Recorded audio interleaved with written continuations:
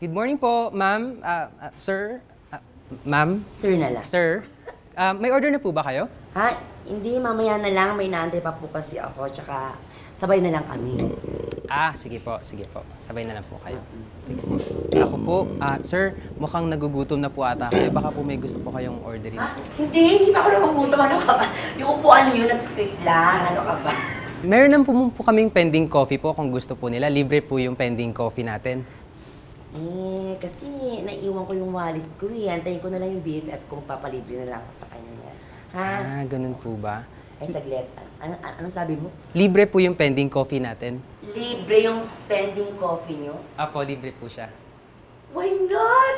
Saglit nga, bakit pending coffee ang tawag? Pending coffee po yung tawag kasi po yung mga customers po natin, pwede po silang magbayad para sa ibang tao. Magbabayad sila ng pending coffee, tapos ipapapasok natin yun sa bangko natin. So ngayon meron tayong 3 pending coffee, tapos kahit sino po pwede mag-claim nun. Kahit na homeless, kahit na may pera, nakikipag-break mo lang or bumagsak ka sa exam, pwede po kayo kumuha ng pending Taray, coffee. charity work, parang gano'n. Halika na. Ay, BFF! Halika dali! BFF! Hi! Naku, Oo, kasama ko to, sila Mark, sila Mikmik, tsaka si Migs. Ay, ang cute niyo naman. Eto na, pinahanda ko na yung pinapahanda mo. Nauna ako dito. Hi! Magkakilala na kayo ng BFF ko? Ay, ito po ata. Siya yung may-ari nito. Ha? Ay, Anong pangalan? Di mo alam? Si Louie. Ikaw si Louie. Sorry po, akala ko kanina.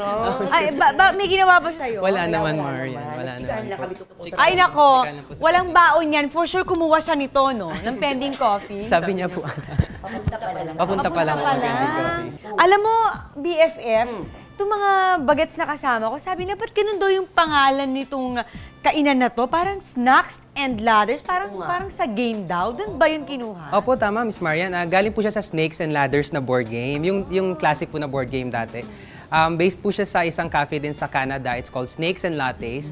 Tapos Snacks and Ladders naman po tayo dito. So may mga board games po dito, pwedeng kumain. Meron tayong pending coffee. Meron din karaoke cupboard under the stairs kung gusto po nilang mag-karaoke din po. So it's really So, a ibig fun sabihin, itong mga laruan, itong mga, parang may mga books pa yata ako nakita, lahat yan pwede nilang kunin Pwedeng, at pwede magbasa at maglaro habang naghihintay na ma-serve yung pagkain. Opo, pwede po sila maglaro po ng board games habang kumakain po. Pwede po. May kumuha na ba ng mga yan tapos hindi binay? Wala pa naman po.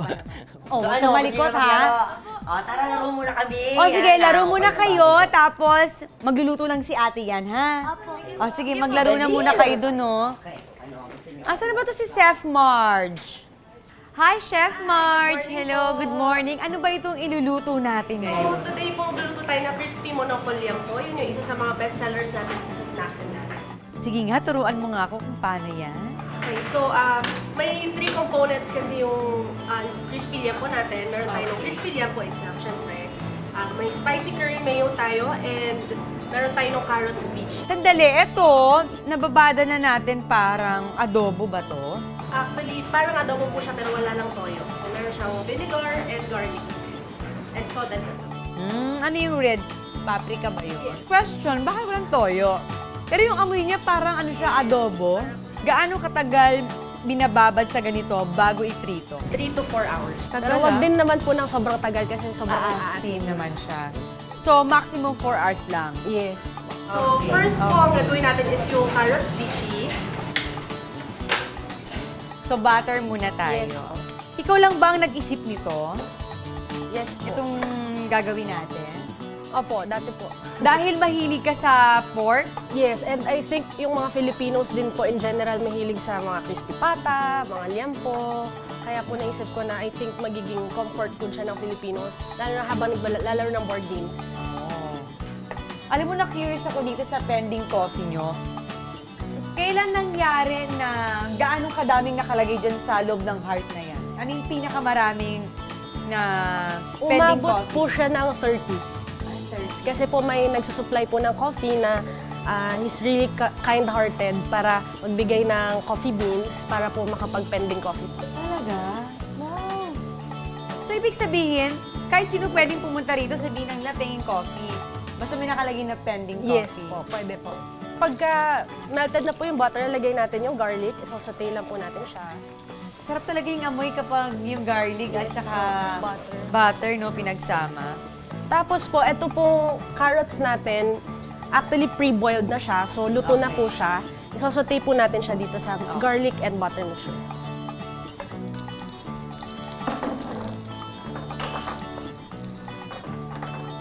So, pagka nasote na po natin yung carrots, dadagdagan po natin siya ng sugar para po maging matamis. So, anong tawag dito sa iniluluto natin? Ito po yung carrots vichy. Parang sweet carrots po siya. Kasi po yung liempo po medyo maalat-alat, so kailangan may Mag-balance. kumukontrol. Yes po. Pagka nawala na po yung sugar, pwede na po natin patayin yung carrots. Okay. Pwede po natin i-set aside. O sige, set aside. So, ang next po na gagawin natin is yung spicy curry mayo. Yung mayonnaise po, haluan natin siya ng curry powder. Paano pag yung iba ayaw ng curry? Okay lang. Pagka may customers ayaw po nila ng curry, sasabihin namin, pwede naman siyang i-sauce on Ibaba. the side. So, lalagay po natin yung curry.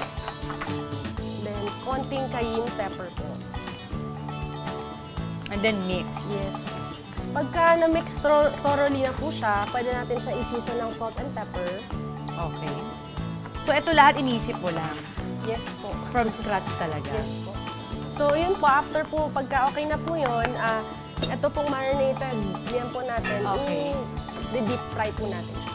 So, prito lang siya. Yes po, deep fry. Itong flour mixture, flour to and paprika again. Yes.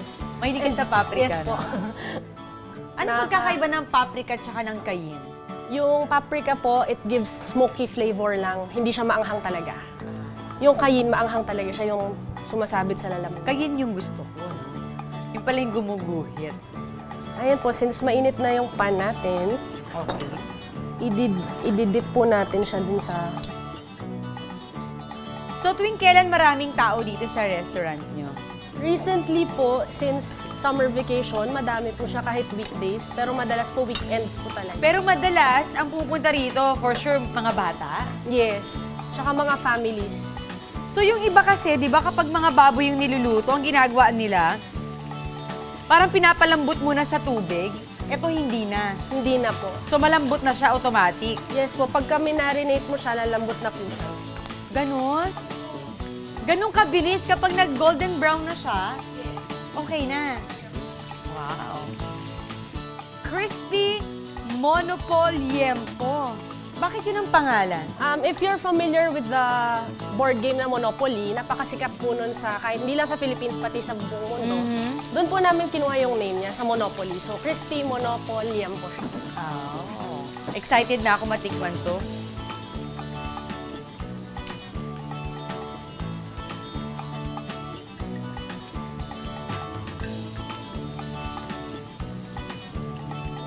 Gagayahin ko to. Gagayahin ko to. So, pwede na po natin itabi sa kanya yung carrots vichy. And then, we serve it with rice po. Ay, pwede bang extra rice? Pwede. Signature po namin dito is, naka-plate po yung sauce in a special way.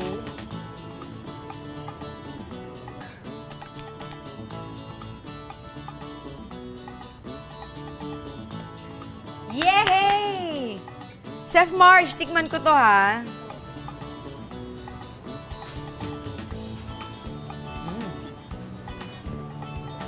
Lalasahan niyo po ba yung vinegar niya? Tsaka yung ganun? Masarap na. Ngayon ko lang nalaman na pag binabad mo pala sa suka, mas mabilis siyang lalambot. Tsaka di mo na kailangan parang pakuluan sa tubig para lumambot, no?